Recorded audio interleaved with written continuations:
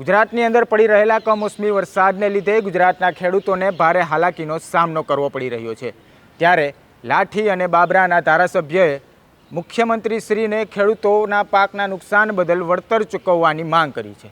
શું છે સમગ્ર વિગત જોઈશું આ વિડીયોમાં।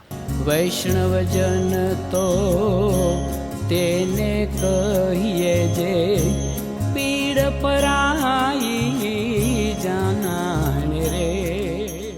નમસ્કાર, હું છું આપની સાથે કલ્પેશ ચાવડા। નવજીવન ન્યૂઝમાં આપનું સ્વાગત છે।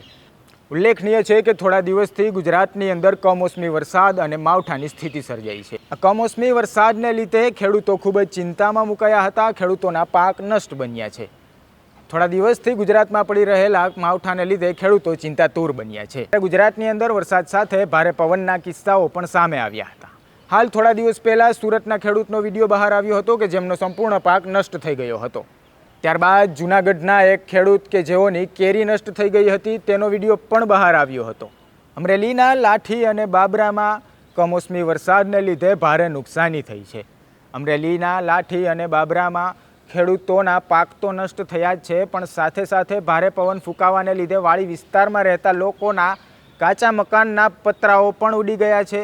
લારી કે ગલ્લા ચલાવતા લોકોને પણ નુકસાન થયું છે। ત્યારે આ મુદ્દે તેમના ધારાસભ્ય જનક તળાવિયાએ મુખ્યમંત્રીને પત્ર લખ્યો છે અને કહ્યું છે કે કમોસમી વરસાદને લીધે ગુજરાતના અનેક ખેડૂતોને નુકસાન થયું છે। ત્યારે મારા મત વિસ્તારની અંદર આવતા લાઠી અને બાબરા તાલુકાની અંદર જે ખેડૂતોને પાકનું નુકસાન થયું છે, લારી ગલ્લાવાળાને નુકસાન થયું છે, વાડી વિસ્તારની અંદર કાચા મકાનોમાં રહેતા જે ખેડૂતોને નુકસાન થયું છે તેની ભરપાઈ સરકાર કરે।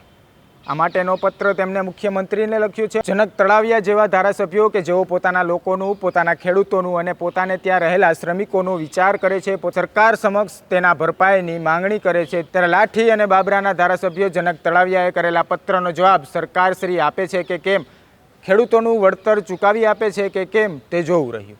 હાલ સુધી બસ એટલું। જો આ પ્રકારના સમાચાર તમને પસંદ આવતા હોય તો નવજીવન ન્યૂઝની ચેનલને લાઇક, શેર અને સબસ્ક્રાઇબ કરવાનું ભૂલશો નહીં। નમસ્કાર। વૈષ્ણવજન તો તેને કહીએ જે પીડ પરાઈ